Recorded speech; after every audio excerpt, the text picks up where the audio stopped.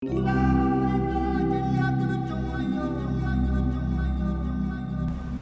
to SIPA Conference 2008. I am Mateen Syed. I am greatly in awe of the man who's sitting next to me, Justin Fishner. Amongst the many speakers I've interviewed, he's the youngest of the lot. He's 26, but with great achievements.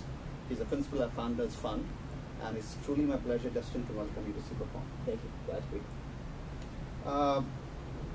I wanted you to talk a little about your fund, Founders Fund. I know you have a great company where you led the fund to invest in SpaceX. I was just talking to you before. Elon Musk, great guy, a great entrepreneur with 3 hot companies going on. Tesla Motors, Solar City, and of course most importantly SpaceX. SpaceX, absolutely. So let's talk a bit about what the fund is and where you guys invest, and then we talk about the macro situation of current economic downturn. So I mean, fundamentally, I think one of the great things about Founders Fund is that just like any other startup, we're the startup for venture capital, and we've done things differently than has been done historically, and we're not afraid to try new stuff. Clearly, we made a very large bet with Elon. He's a fantastic, amazing entrepreneur. He had Zip2, he started X.com, eventually that merged with PayPal, great exit there, obviously. Then went on to do SpaceX, Solar City, and Tesla. So Elon is absolutely fantastic, and it really illustrates the degree to which we are making bets on people. And so a lot of our investments, if you look back through all of them, are fundamentally they're team bets. That's how we make these decisions oftentimes, and that's helped us branch out into interesting sectors. I don't think we ever would have gotten into space had Elon not had this uncompromising vision for space. In the same token, we don't do a lot of enterprise hardware, but you look at a company like Ironport and Scott Bannister, and the reasons why we made that investment were fundamentally because of the incredible team that was involved with that company. So, that's really what I think drives a lot of our decisions. If you look across the portfolio and you just make a pie chart of the different companies, we're heavily invested in consumer and social media.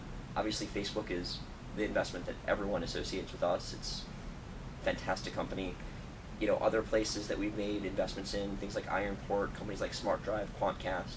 So, I mean, it really runs the gambit, and we're looking for companies that fundamentally are interesting and are changing the way industries operate. And there are a lot of good things out there. Innovation is still alive and well, even if it's harder to get capital and harder to build, harder to do certain things in this environment. I want to get your perspective on investing in entrepreneurs.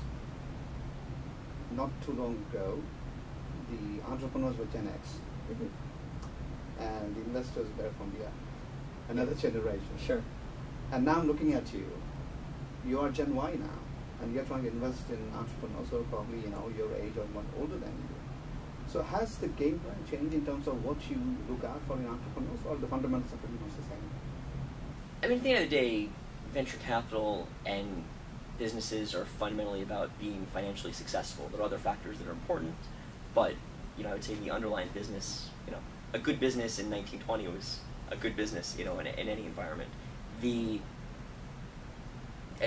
certain advantages to being young. I mean, clearly, in general, younger people are closer to technology. It's not always true. It's true in general, and having that direct knowledge is useful when you're talking about things that are consumer or very heavily technology driven. There are other places where it helps you be you're an outsider, so you can see things with a fresh perspective, and sometimes that's helpful.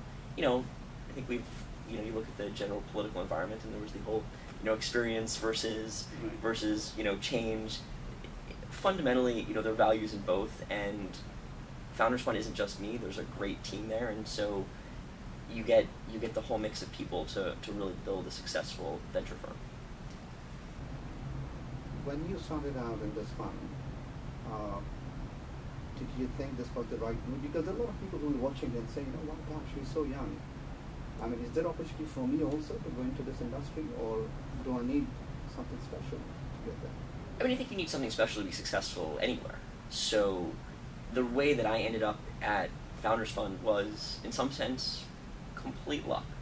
I happened to know, one of the guys when he was back at PayPal, and so I'd known him, I guess, for many years prior to ever actually working at Founders Fund, it's not a story that you could go out and replicate and figure out how you could individually do it, but there's always opportunities. Venture is a small community of people, so it doesn't have the same number of opportunities.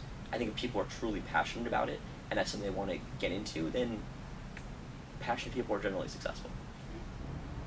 You know, in these hard times, you know, people who are in their 40s and 50s tell us that, you know, we earned it and we knew how to live in difficult times. So a little bit of frugality is important in life. But the younger generation is perceived as somebody who feel that, you know, they deserve it regardless of whether they've earned it or not. What is your take on that?